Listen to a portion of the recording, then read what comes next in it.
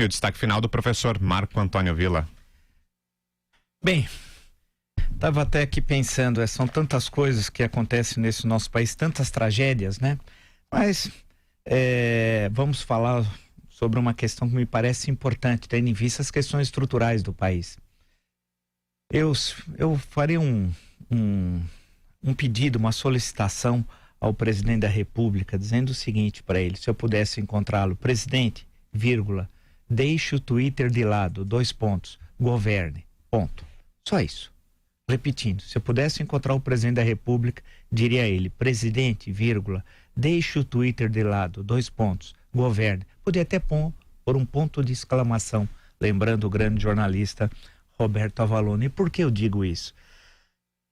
Realmente, nós somos há 75 dias de governo, ninguém aguenta mais essa história do Twitter. Aqui, nós somos muito distantes dos Estados Unidos, graças a Deus. A situação política brasileira é outra, a econômica é outra, a nossa formação histórica é outra, a nossa situação política, o conjunto estrutural do país é outro. Portanto, vamos entender que nós estamos no Brasil. O senhor foi eleito a 28 de outubro com uma grande votação, com 10 milhões de votos a mais do que o seu opositor. O senhor foi eleito com voto anti-PT. O senhor não foi eleito por causa das suas tuitadas. Só hoje já foram várias, ontem várias, durante o carnaval, então nem se fala. E cada tuitada do senhor cria um problema. Não sei se o senhor percebeu. E isso enfraquece politicamente. Enfraquece o seu governo e, mais ainda, enfraquece o Brasil num momento sério, grave que o país vive. E que necessita ainda, se possível, nesse semestre ou na transição de primeiro semestre para o segundo semestre, da aprovação das reformas. Nisso que o senhor devia estar concentrado. Hoje, por exemplo, o senhor estava tuitando sobre educação. Que importância tem isso? Começou a falar sobre o controle marxista das universidades. Mas para que isso não foi o senhor que escreveu? Eu tenho certeza que não foi o senhor. O senhor é Carlos Bolsonaro, que continua escrevendo tuitando em nome do senhor. Isso tem de acabar.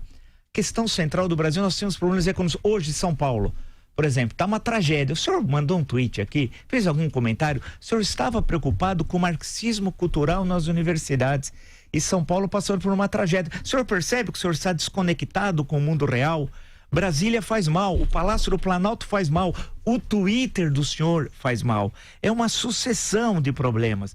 O episódio do vídeo pornográfico, inesquecível e trágico. O episódio depois da chuva dourada, que o senhor fez questão de falar. Outros tweets, depois a briga com cantores populares. Que importância tem isso, né? E agora, no final da semana, essa sucessão de tuitadas infelizes, né?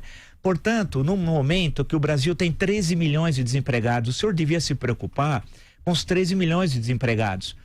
Não com essa loucura dessa guerra ideológica nas universidades, isso é delírio.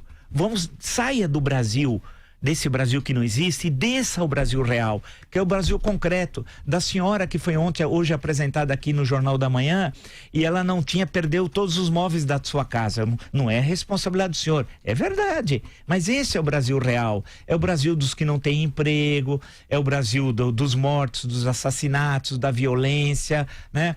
Daqueles que não têm escola, que não têm creche. Esse é o Brasil real.